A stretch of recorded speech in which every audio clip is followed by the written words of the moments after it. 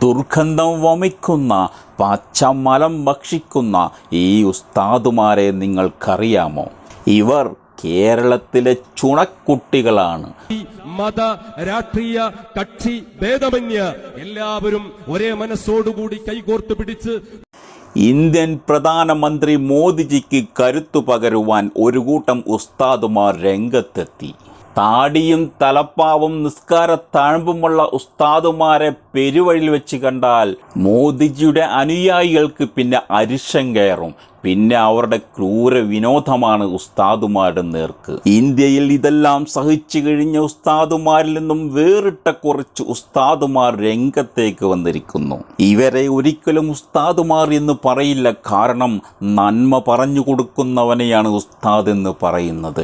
തിന്മകളെ സൃഷ്ടിച്ചുകൊണ്ട് ആ തിന്മകളെ പ്രാവർത്തികമാക്കുന്ന ഒരു ദൈവമുണ്ട്. ആ ദൈവത്തെ ആരാധിക്കുന്ന ഇവരെ നമുക്ക് ഒരു പേര് ചാർത്തി വിളിക്കാം.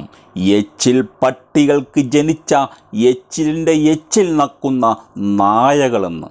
മുഴുമുഴുത്ത എല്ലിങ്കഷ്ണം നക്കാൻ കിട്ടിയപ്പോൾ സ്വന്തം സഹോദരന്മാരുടെ നെഞ്ചിൽ ആഞ്ഞാഞ്ഞ് കുത്തിയവരെ സപ്പോർട്ട് ചെയ്യുന്ന ഈ നാറികളെ നമുക്കെന്ത് വിളിക്കാം?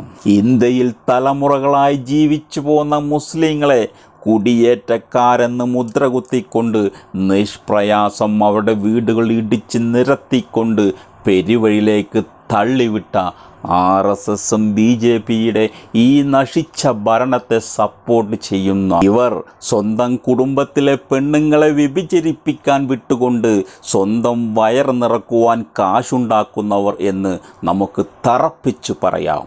നിങ്ങൾ ഈ എച്ചിൽ പുഴുക്കളുടെ വായിൽ നിന്ന് വരുന്ന ദുർഗന്ധം മുന്നോട്ടുള്ള ഗമനത്തിനു വേണ്ടി നമുക്കൊറ്റക്കെട്ടായി കൈകോർത്തു പിടിക്കാം.